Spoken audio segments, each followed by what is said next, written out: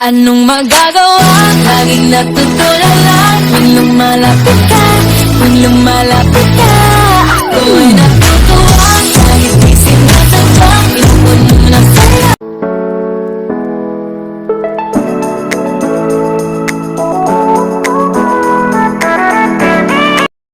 Good morning mga idol. Welcome back to my video at welcome back to my YouTube channel.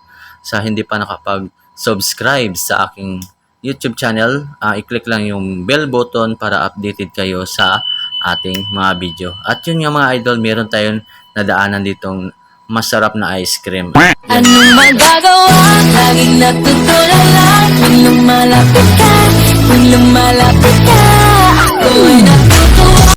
At syempre nagpapasalamat tayo una-una sa ating mga subscriber at saka sa mga viewers na hindi talaga nang iiwan at patuloy pa rin silang nanonood sa ating mga video. At sana hindi kayo magsawa sa ating video dito sa Isla ng Boracay at patuloy nyo pa rin ako suportahan hanggang sa huli. At maraming salamat sa hindi pa subscribe sa aking YouTube channel. Please don't forget to subscribe at i-click nyo na rin yung bell button.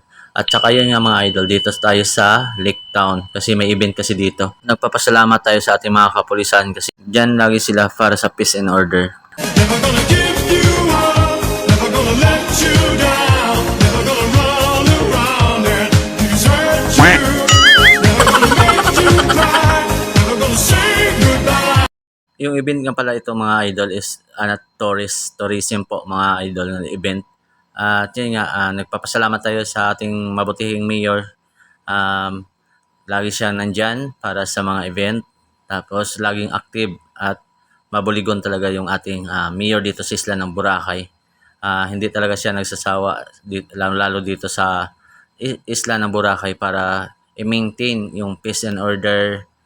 At saka yun nga sa mga kapulisan, maraming salamat at sa mga katapo ng Kwandin, LGU like lifeguard for the safety and yung ating mga map para rin sa peace and order.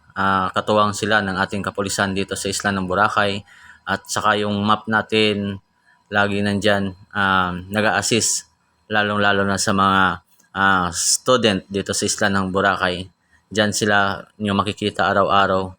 At saka nagpapasalamat din tayo sa mga SWAT din na lagi nandyan sila. Tumutulong din sa peace and order dito sa Isla ng Boracay. MDRRMO, thank you so much din kasi lagi kayong nakamonitor sa mga sakuna dito sa Isla ng Boracay. Kayo talaga ang number 1 na frontliner.